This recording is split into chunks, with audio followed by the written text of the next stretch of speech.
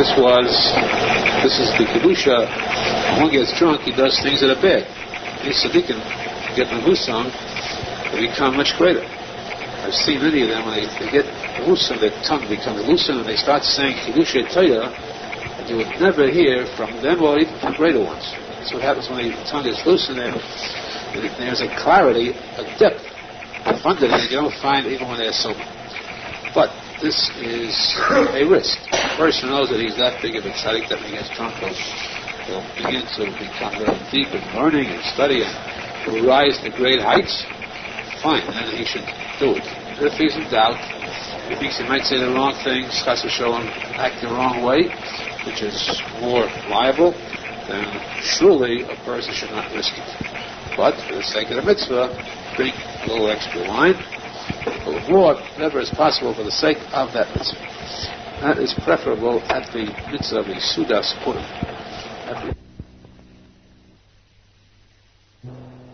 Because Purim, many other pashas, the Talmud pashas, the first one, Pashas Shkolem, the second, Pashas Zohar, third, Pashas Torah, fourth, Pashas Achodesh. We say Payet for Shachas for all of them, Payet for Musaf, only the first and the last. It's Pashas Shkolem and Pashas Achodesh. We explain the first three. Fourth, Pashas Achodesh, is the Shabbos that is closest to the Chodesh Nisan, or Shabbos the Chodesh Nisan itself, as it comes out this year. Shabbos Mabach of the Chodesh Nisan.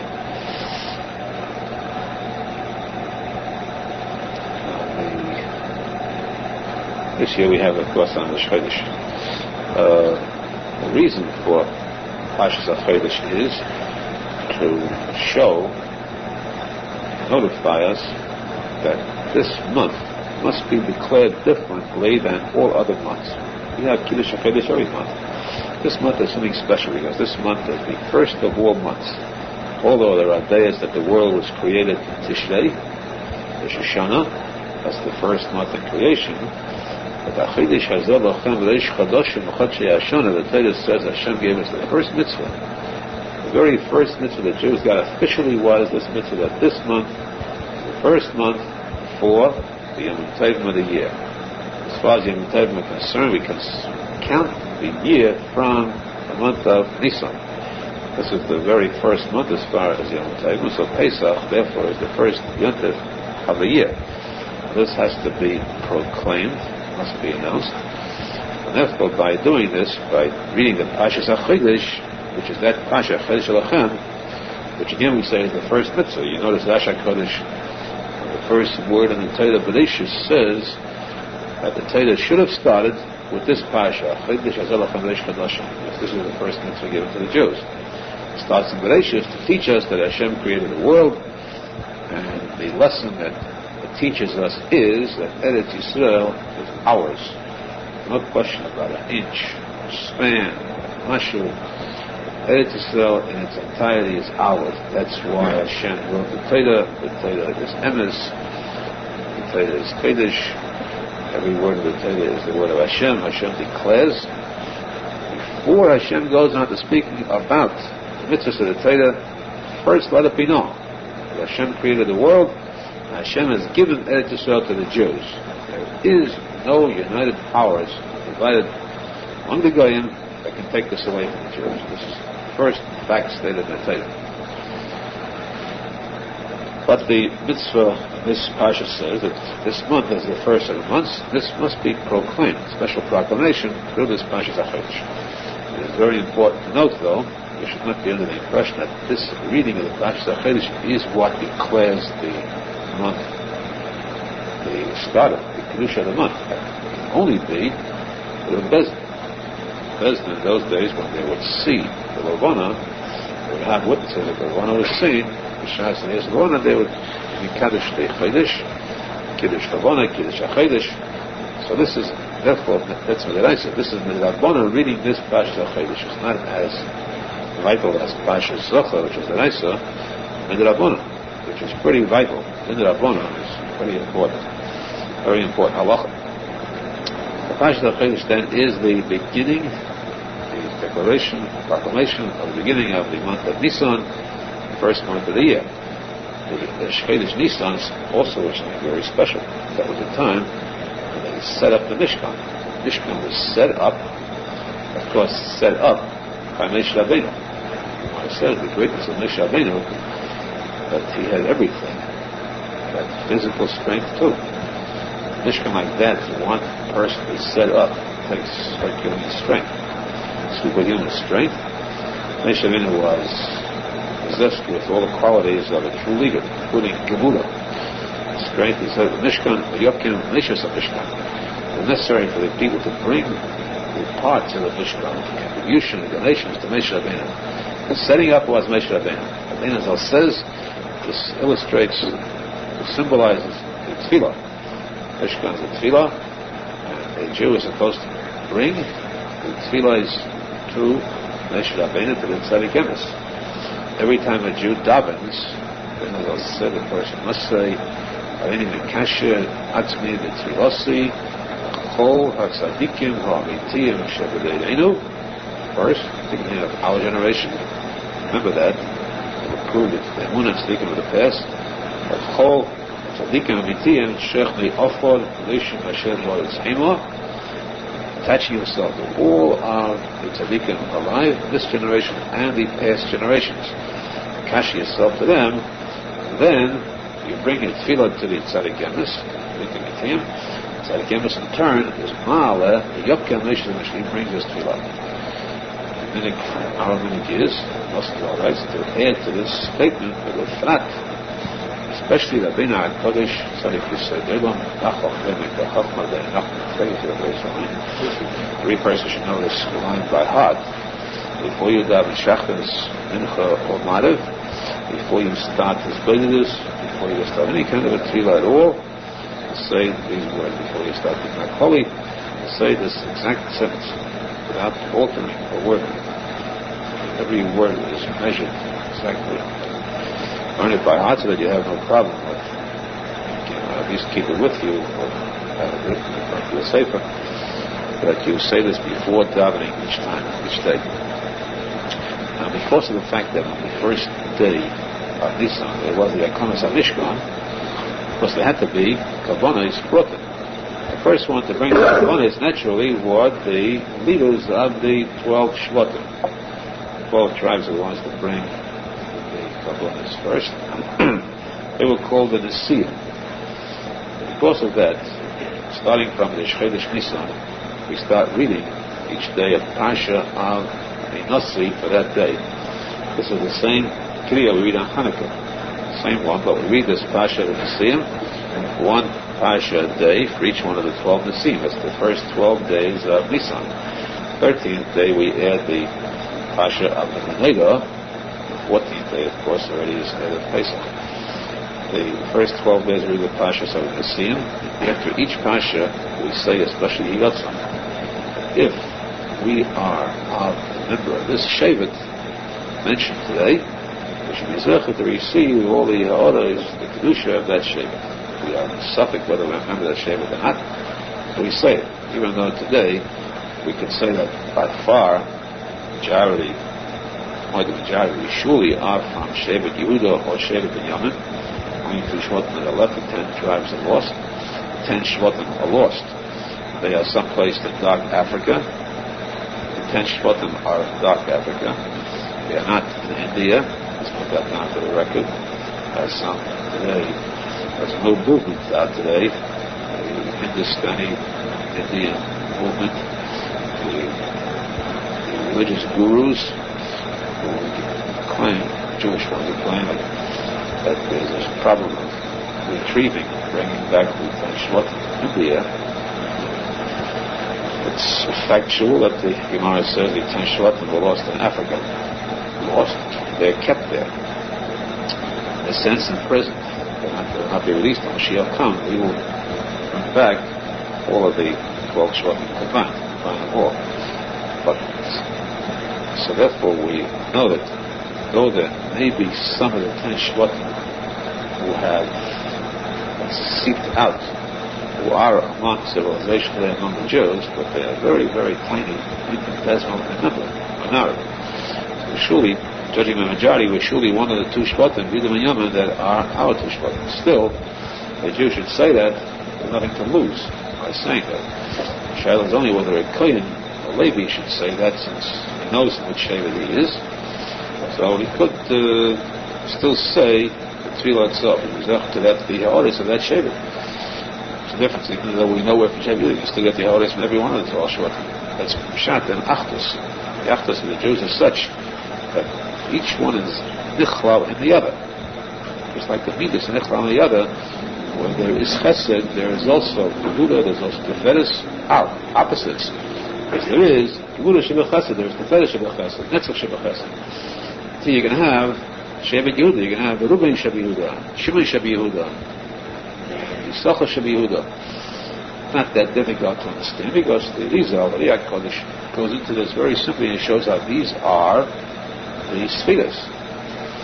So therefore it's understood, without a question, without any qualms whatsoever, that we could say these Yidot signs with full knowledge that we could gain, and what Shevet a person is trying to gain from the Ha'oris. Ha'oris means the light, the greatness, Kedusha, Kudas that are found in each Shevet, just as we said yesterday, that each person has an Nekuda that the other person doesn't have. Each individual in the world has some kind of a good Nekuda, even though he's smaller than the next person, which the others could gain from. So to surely the Shvatim as a whole, each has a certain Nekuda, many Nekudas which each person, others can gain from, so we say he doesn't know what to gain from. That's the Hashas of Chodesh and the beginning of Chodesh Nisan. Back now to the ending of Purim, Ador. We just want to mention something which is not too late, never too late to mention. The opening statement for this month of Ador, which has already started, Shnichnas Ador Marbin B'Simcha. The month of Ador is made specifically as a month for Simcha. Every month is Simcha. Every day a Jew should be B'Simcha. Every day a Jew should think how fortunate he is that he's a Jew. How wonderful it is that he's a Jew compared to these poor Goyim who are going with the head Shachas. Where are they headed for? They're headed for the grave. They're headed for beneath the grave to the Gehenna of Goyim. The Jew is headed for the glory of the future with Mashiach's coming, with Gan Eden, with Hablo and Osalavai. All this is what is the good fortune that we have. Happy to the fact that we are Bnei Yisrael, the Am Yisrael. In addition, the Jew we especially should say how Baruch Lekein Shekman Atayin is to have knowledge of the Arizal. How fortunate we are that we have whom to bring our tefillas to, whom to attach ourselves to, and who will eventually, ultimately save us from all these things that must be saved, Mala us to the greatest heights. So, still, on the month of Adar, there's additional Simcha, Marbin Simcha. Which means you have Simcha, but add to the Simcha because the month of Adar is a very happy month. It's a month in which there are victories for the Jews. At all times, Haman himself thought this would be his chance to win out. Instead, the victory came out this month because it's a special month that's a skula. So that the Gemara says, if ever there's a question between a Jew, a Goy, going to court or having any kind of a sichsa, any kind of a problem to resolve, then try to postpone and delay till the month of Ador. That's the good luck month, Mazal, for the Jew who will be surely successful over the day. Now that we have Begin coming to visit the President of Yerushalmi, a Jew, a true leader of Jews, not coming to a false leader of Goyim. And surely it's a Melech HaMelech, one king meeting a second king, two leaders. These leaders are appointed in heaven. They're not stump people. You cannot look at them as ordinary people. In heaven they were appointed as leaders of great empires. The United States is one of the mightiest empires of all time. Today, of course, it's tarnished. The colors turn very dark.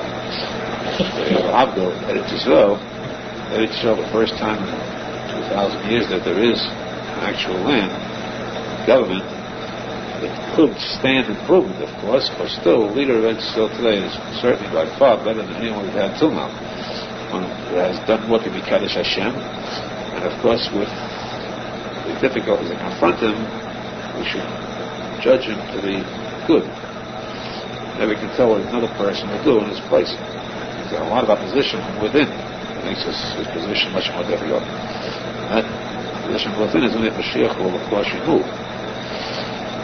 So at least now when he's coming to, this confrontation is coming out, it's very fortunate it's coming out in the month of Adar, the month of Adar B'Simcha. We shall see, is Hashem the downfall, shame and disgrace of the Goyim, and the Simcha, the glory of the Jews. Especially this is the month when the Simcha will be increased and enhanced. We'll see the definite signs of the Gula Shlema. We welcome this month the coming of Mashiach, is Hashem, to the month of Nisan, and we expect it officially. He can already be here by then. We don't mind. The anticipation. People anticipate paying a bill in advance. We'll take Mashiach in advance too, without any objection whatsoever. We hereby state unequivocally we agree, and we are all in agreement, we all consent to have Mashiach come now. We accept him with Marbin B'Simcha, the greatest Simcha, which we zecher to see the Gula Shlema now with the name of English Amen.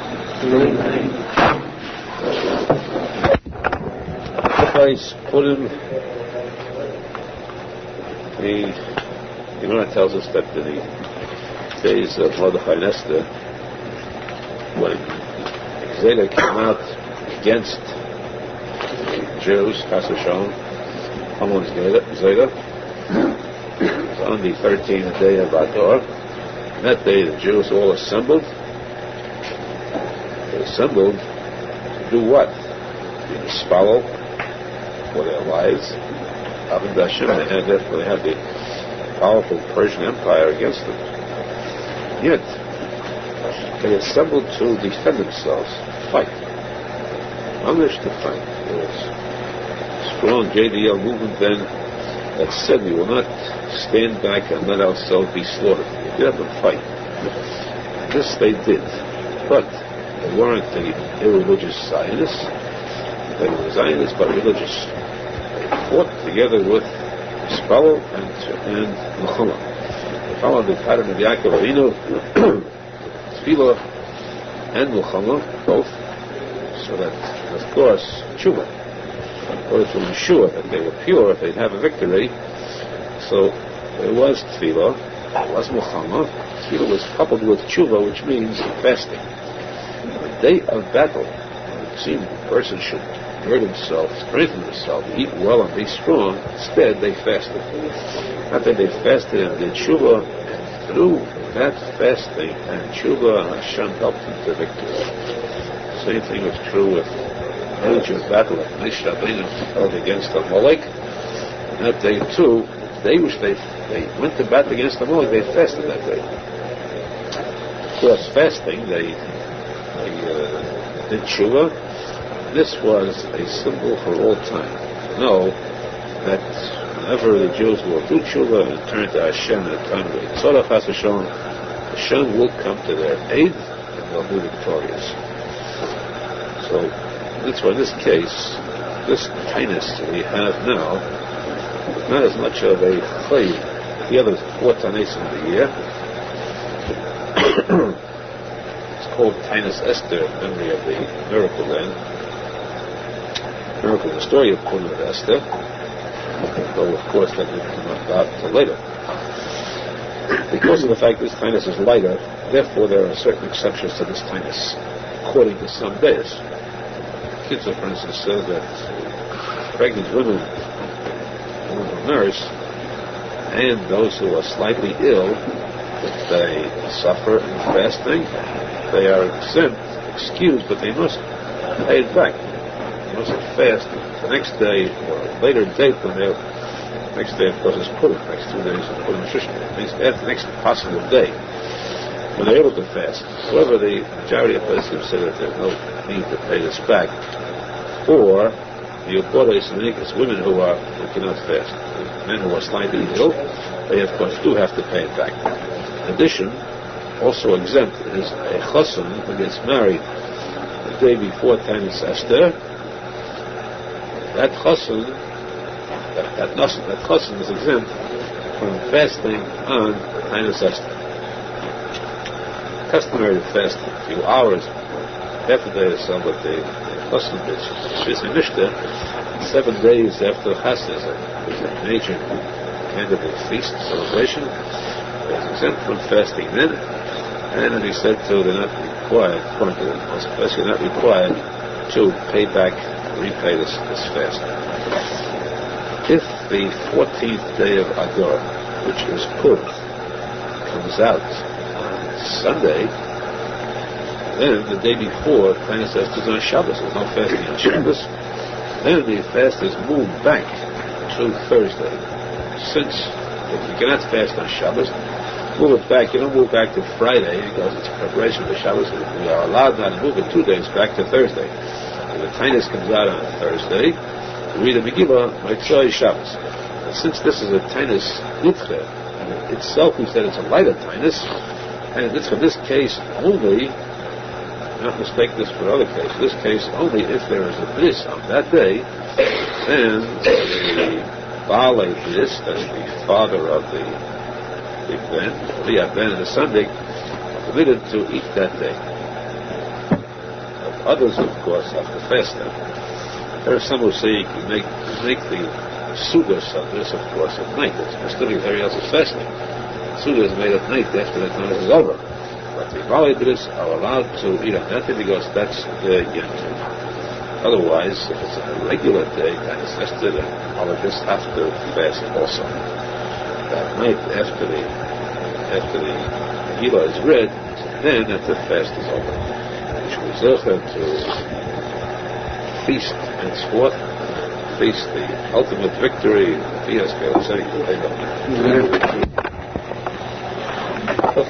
Purim Dinei Megillah.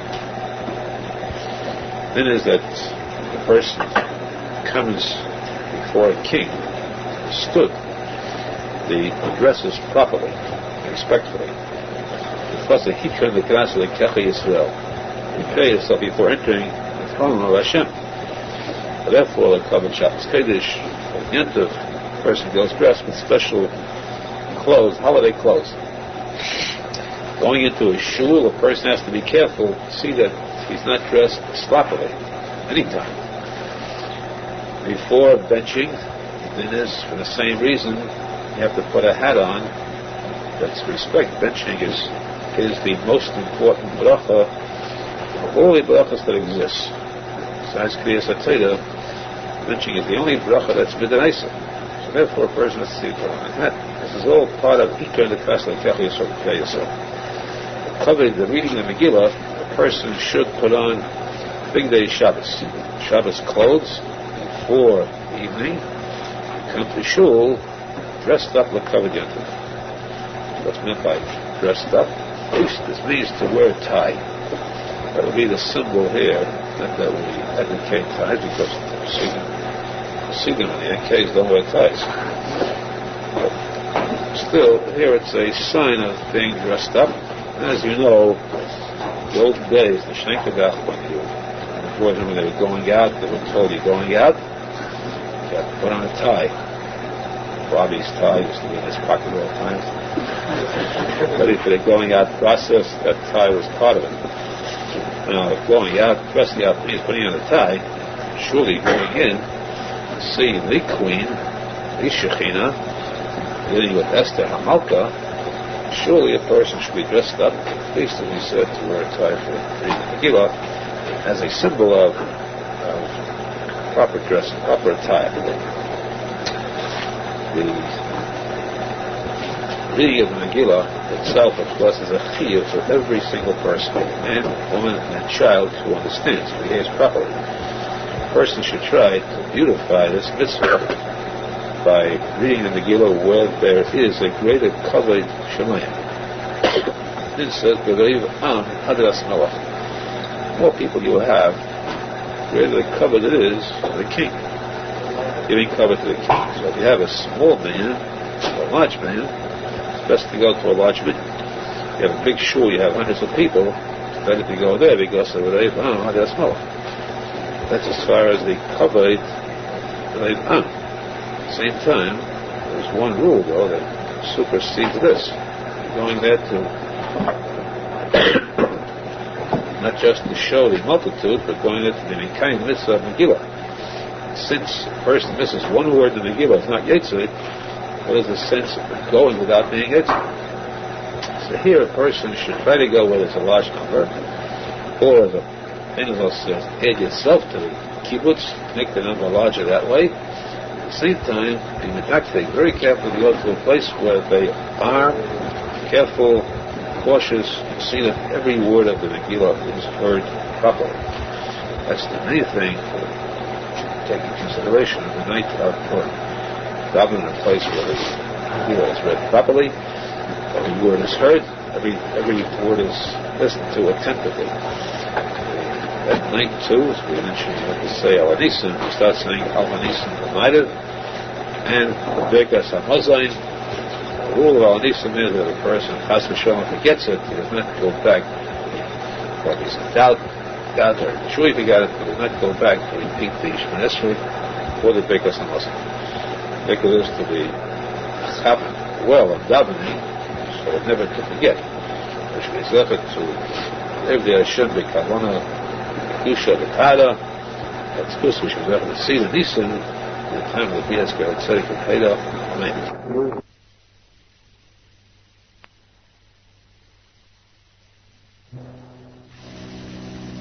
The Shusab or Karmelis, you cannot carry Pachos Midal Adamis, which means less Midal Adamis at a time, to do this a number of times.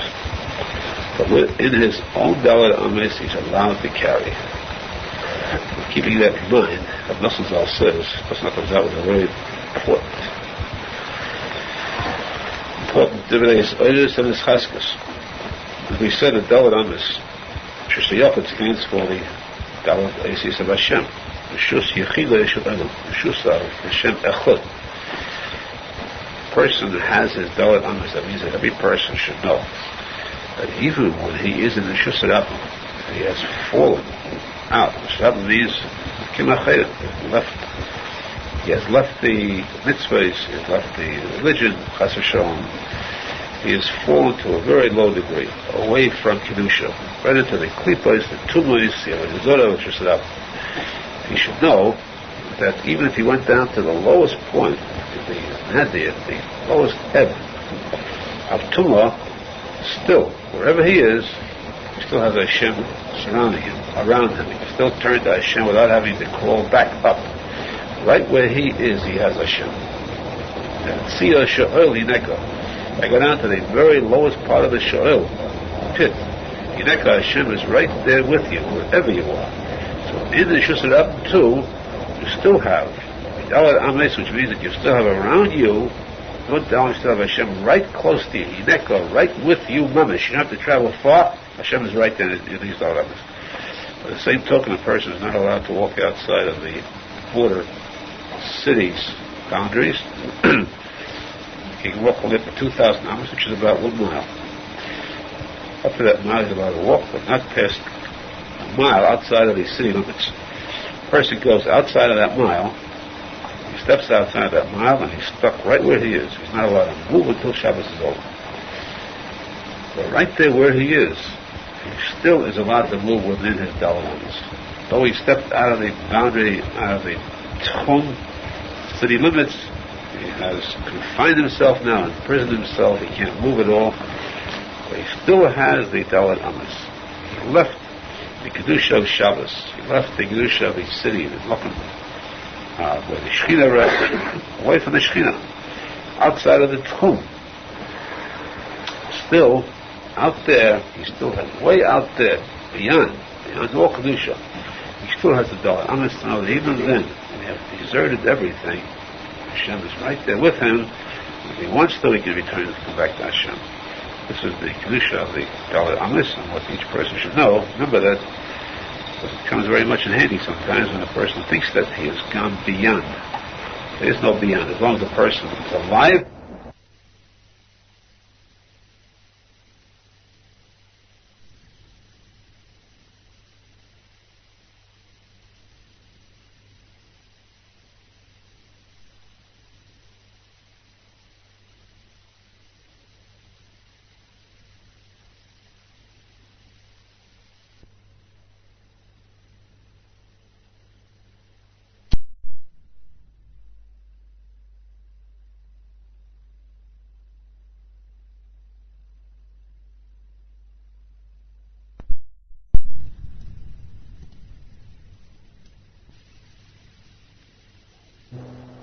alive, he can return to Hashem without question.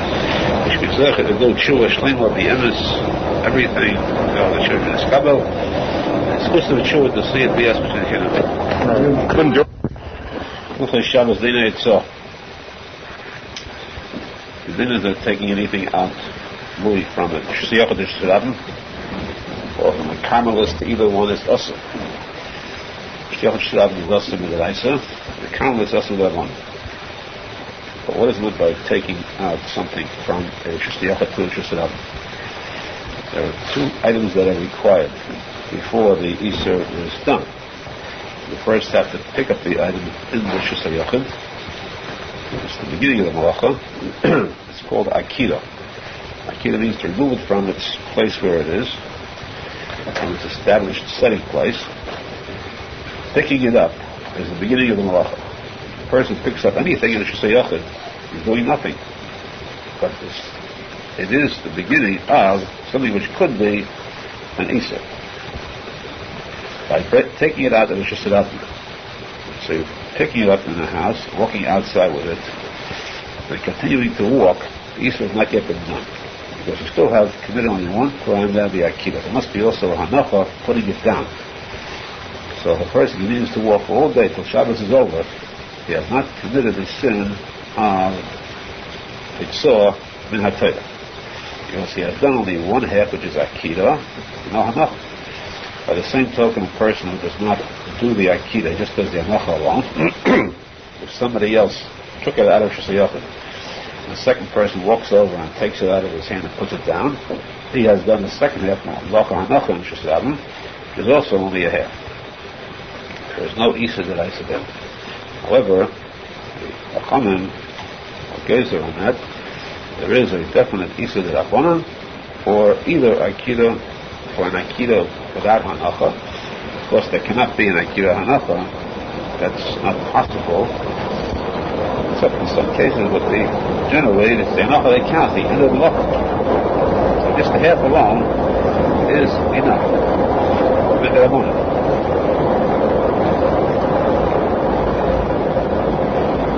Therefore, where would this apply?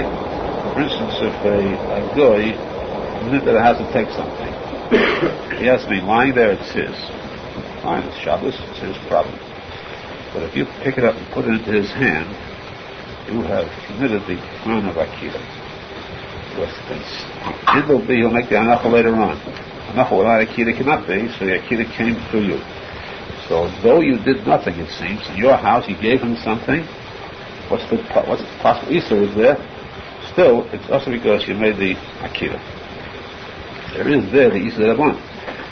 By the same token, if a guy comes into the house, he carried something, it's not a special delivery letter or something, and you take it from him, you're committing the crime of Hanacha.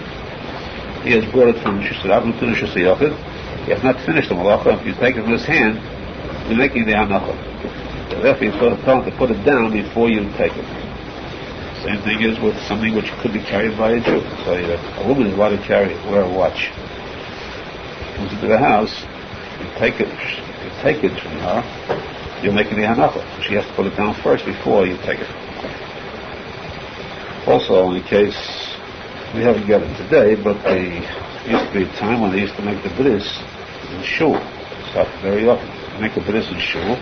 Bris came out on Shabbos, they'd have to have a guy to bring the child in to the shul. So if they had to be very careful, the guy brings the child, it's very delicate, naturally. You will not take the child from the guy. And then you have the Hanacha being made by the person who takes it. You have to let the guy put the child down, and then take the child. So, as a result, we see that there is no Isa D'Oraisa unless the person has done both Akila V'Hanacha. That's why we say if a person realizes too late, he carried something out into the street, he stops making the Hanacha. Even as a shadow without putting it down, what is considered Hanacha too. But there is that shadow, so therefore the answer is that he found that he had something in his pocket, in his hand, He should not stop. There's too many things. Keep walking. There's the walking of the Aharon or more and Shusarabim. Without the Akira there, it means nothing. So keep walking until you can get rid of it, whether it just fall out of your pocket or something by itself, and that way you've made no direct halacha. If you stop, before the halacha will be made, that's people who panic sometimes stop and they start thinking what they should do. Very advantageous for a person to know these halachas in advance. Whatever does happen, you know exactly what to do without being Chal Shabbos behind us, unwittingly. However, again, we say that with Akira alone or Hanacha alone, there is an Isra D'Rabbanan. Definitely is that the very first Mishnah in Shabbos discusses this at length. We should be zechud that the Shem Shabbos Gilchoso the Chofra Tehah. The Reis on D'Rabbanan, as Chusish Mikabel Shabbos, Tzach Simcha, see the Zechud the Yemshik for Shabbos if you can. Okay, Shabbos Dini Yitzhak. The din is, as we said, to elaborate more on this point, that in the Torah, the person is chayiv. Chayiv, of course, means skila, korban b'shegeg. The person is chayiv. Isa Deraisa is when he commits the act of both Akira and Hanacha. He picks up from Rishus HaYochid, puts down in Rishus HaRabim, or vice versa. If he does only one of the two, he picks up an Rishus HaYochid, puts his hand out of the window, puts it, and somebody else there takes it out of his hand. So he's making only Akira, the other person is making the Hanacha. Then they are both potter. Potter, of course, means potter aval osas, osas midrabanan. But midiraisa, there is no isa. Why? Because minateda, Pasuk tells us, when is a melacha considered broken? One is there a chiyuv, only when it is done by one person alone. Halacha that could be done by one person. If it's done by one person, he's chayiv. If two people take part in a malacha, they are both part. The same thing, two who hold a pencil and they both write the same pencil. The deraisa is they're potter. No chiyuv deraisa, two do a malacha together. So here, the malacha consists of akira and hanacha. There is no complete malacha being done by one person, being done by two. One person moved it from maybe akira and shiyachid. He put his hand out and he didn't put it down in the other person's hand. He would have done that, he would have made the hanacha too. The other person took it from his hand. Therefore, the hanacha in the shiyachid was made by a second person. And for that, both are potter, but of course, again, aval osir. Same thing, of course, as two.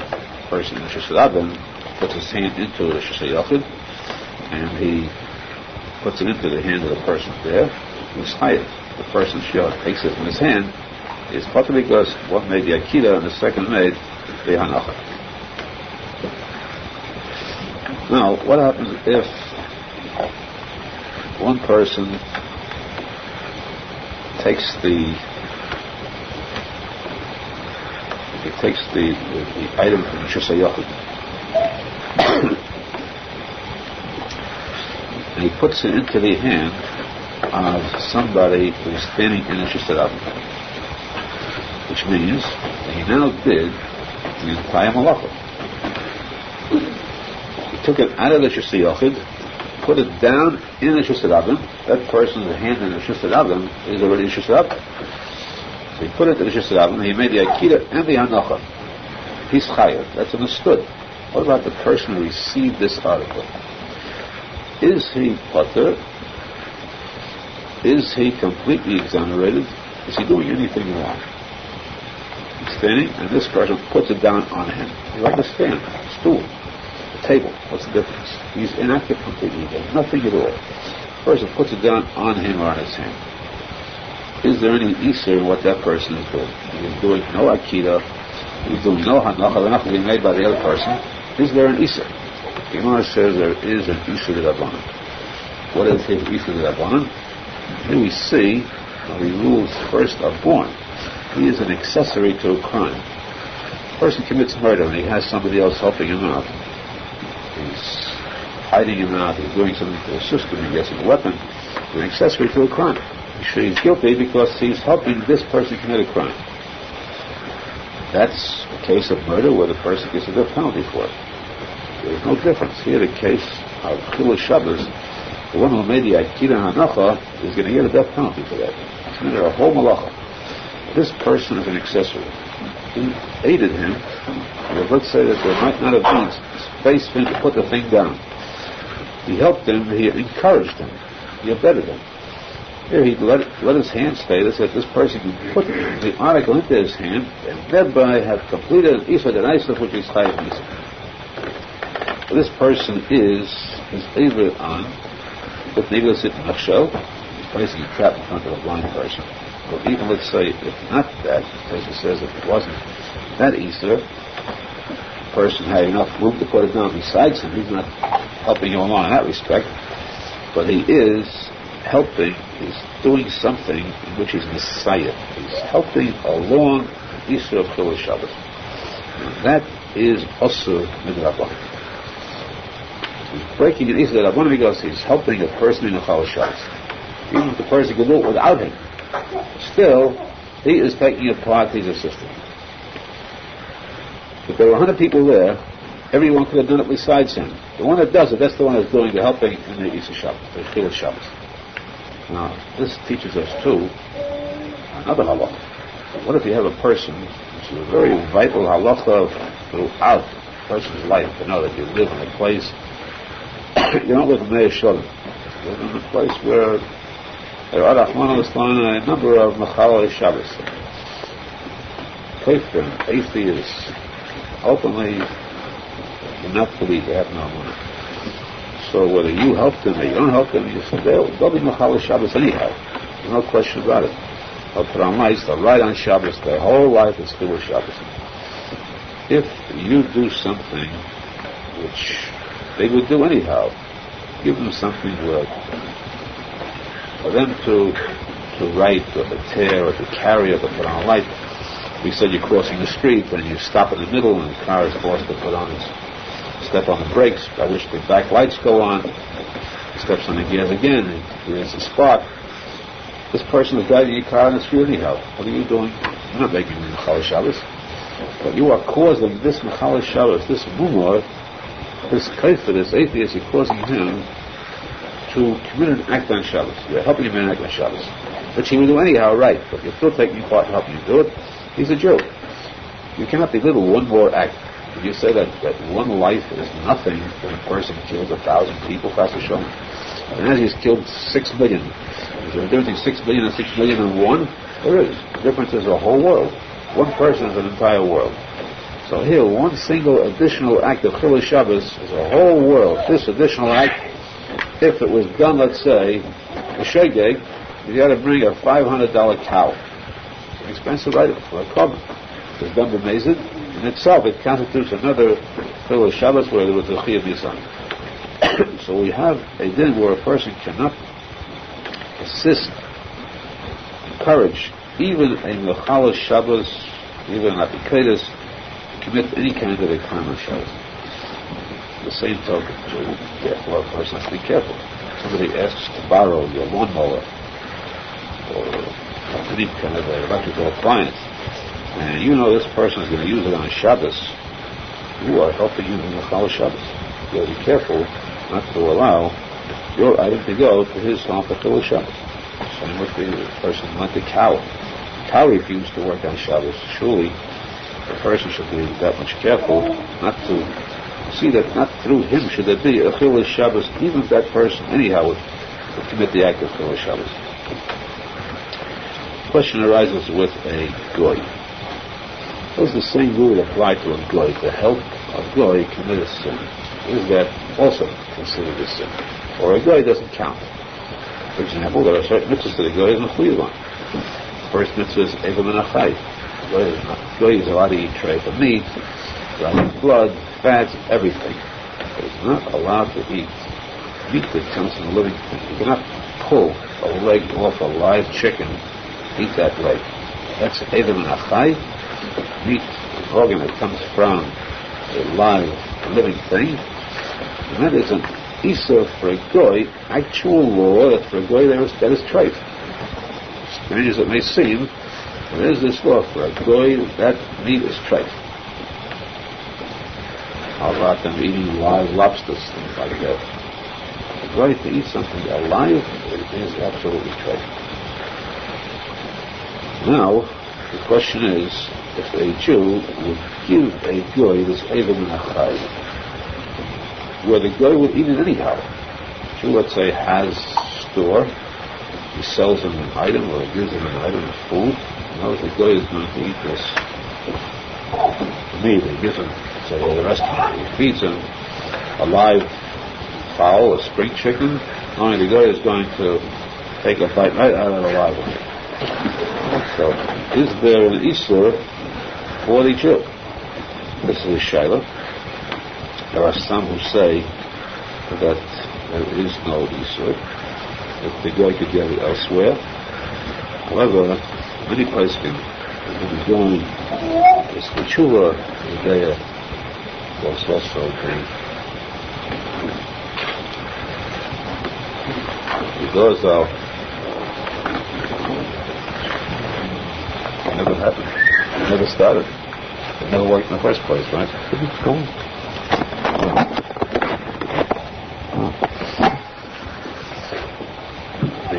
Chassidut quotes the history of Tikuney Zohar also, who says that even in the case of a goy, you cannot help a goy commit a sin.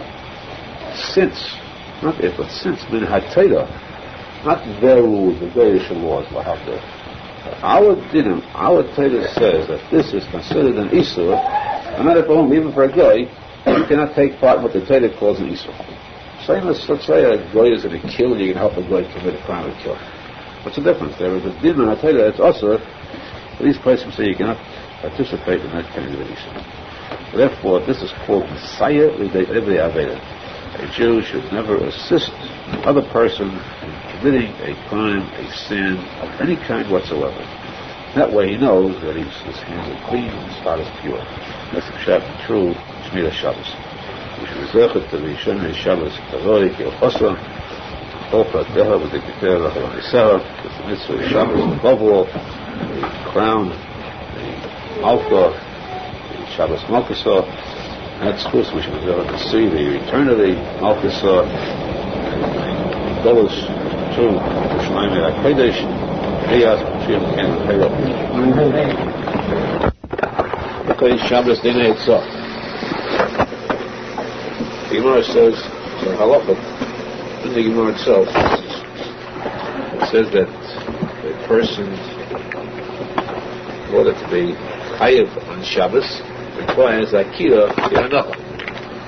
He has to make the Akira, to pick it up in the Shulchan, and the Hanacha in the Shulchan, or vice versa. What if a person throws something? The same thing.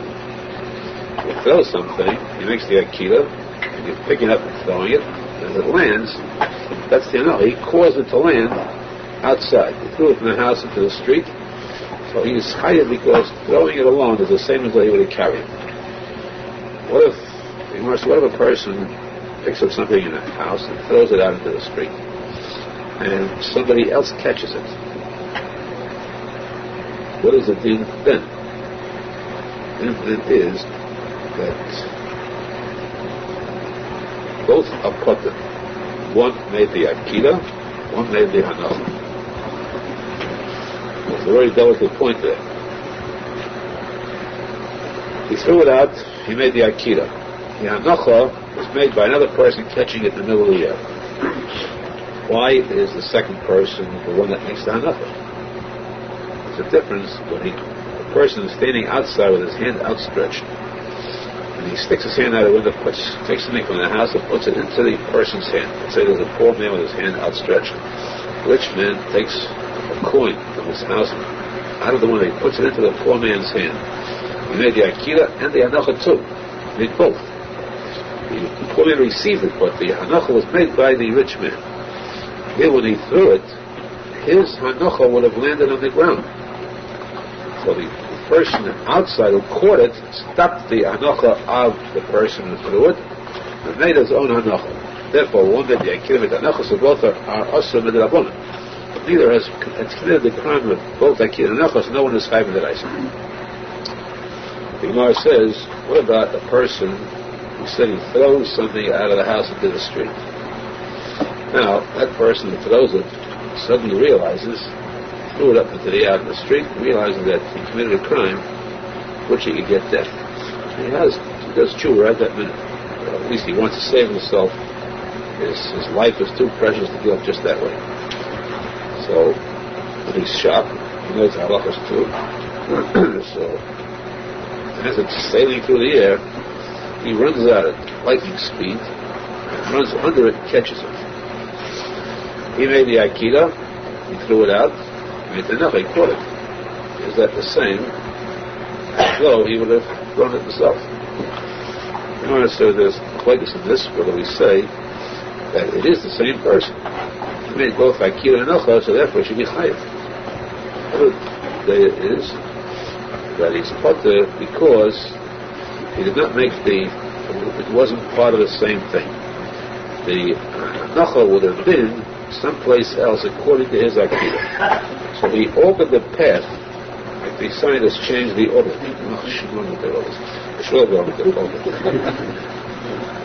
He altered the path of this flying disc, and he made the Hanacha different than the Hanacha event through the Akira. Therefore, in this case, we say that he is not Chayiv. He changed it to an Isra Rabbanan because there's only an Akira separately. He made one Akira and one Hanacha, not two that combined into a Chiyav D'Oraisa. Further, the Gemara says, what if a person is standing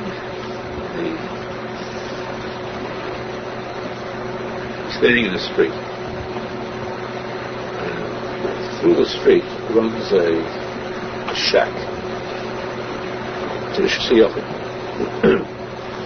Now, if a person stands in the street and throws something 4 amas in the street, he's chayiv. Carries or throws 4 amas in the street, he's chayiv.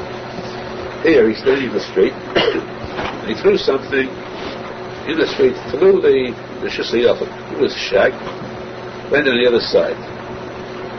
Is he chayiv? He is. If it would have landed in a house that's from Shabbos Yachid, is chayiv. Or the other way around too. But it went through the Shiyachid, and even though the Shiyachid itself, let's say, is 4 amas wide, so the item traveled more than 4 amas. Yet, it did not travel 4 amas in the Shiyachid, therefore he is potter. What if he stood 2 amas away from the Shiyachid? This is not difficult mathematically, don't fall asleep. What if he stood 2 amas away from the Shiyachid? And he threw the item, pitched it through, pushed the ball to the other side. Through the Shiyachid, and it went past that, into the street on the other side. There it traveled 2 amas. What did he do now? Did he throw 4 amas in the Shiyachid? He threw 2, it was cut off by a Shiyachid, and 2 more. So, is that considered like 4 amas, or does the Shiyachid say that it cuts it off? The Gemara says the Shuyos Nitzdarfos. The Gemara says that these 2 amas and 2 amas add up. And you got a bargain after all. You shot it 8 amas. There was 4 amas Shiyachid between 2. Don't forget that. You had a Nosson Shiyachid twice.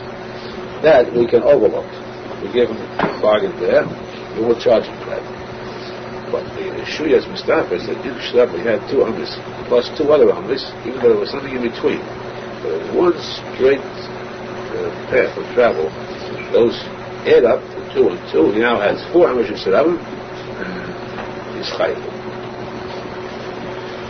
The Gemara says, and of course these things, if a person realizes that there are cases where these things come into play, it's not remote instances. This could happen very often because the person wouldn't even know. He's walking through a street and there's a shag, a little bit of shag, these things could happen. There's a halacha that every person should be aware of, which is to learn. Learn, to understand, and to remember. According to Pusha. Kayan, to see the Bias Mashiach Zayna, the Binyan Beis Mikdash, should all come to assemble with Yerushalmi,